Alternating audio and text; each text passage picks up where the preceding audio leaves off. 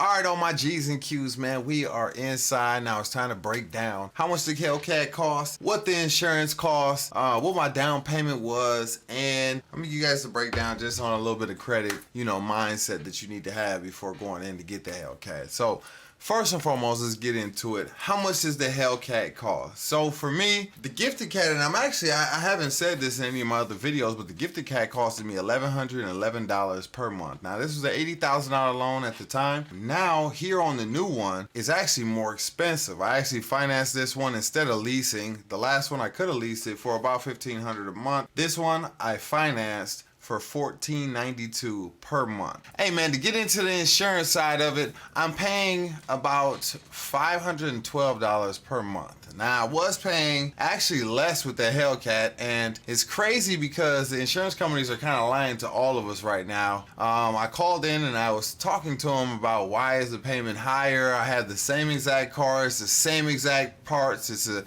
exact same car, but it's just 3 years newer. Listen, insurance is high as hell right now, man, and the insurance companies are trying to overcharge us right now, but that's what it's all about, man. It's business. That's why you got to get in the business field and have your own business or insurance company or whatever you're trying to do in life. All right, so long story short, man, the insurance is $512 per month. They're busting my head on that. We got $1,492 for the payment every single month, and then you gotta add in gas, guys. We're gonna add in gas. I'm gonna say my budget for gas per month is probably gonna run around $500 to $600 if you're driving the car, throughout the week, because that car, it eats gas, and you're probably gonna get about 9 to 10 miles per gallon on that car, man. So it eats good. I ain't gonna lie to you, it's a fun car, and that's what it's built to do, is just run through gas, eat it up, and be ready to go get some more. So also I want to add in that you are gonna need new tires on that thing, especially if if you're trying to do any donuts, any type of burnouts, any type of extra stuff. All right, so the next thing I want to break down is my down payment. Alright, so when I went to the dealership, I simply put in an order for the car. They charged me $99 to get that done. Put in an order, it took about 4.5 months to get there. Car got there, they told me it was in. I told them send me over the application through the dealership. Filled out the application, and I told them I only wanted to put down $6,000. We made it happen in the application, so I pulled a loan for about $92,000. The down payment that I made was simply about the taxes and probably about, maybe $1,000 down on the car. But that was simply because I have credit. Just having established credit, you don't always have to have the best credit, but you can ultimately go into places and put down the minimum amount of down payment to receive and get the loan. You don't have to put down a lot of money. I have friends that bought Hellcats, put down $40,000, $30,000, $20,000.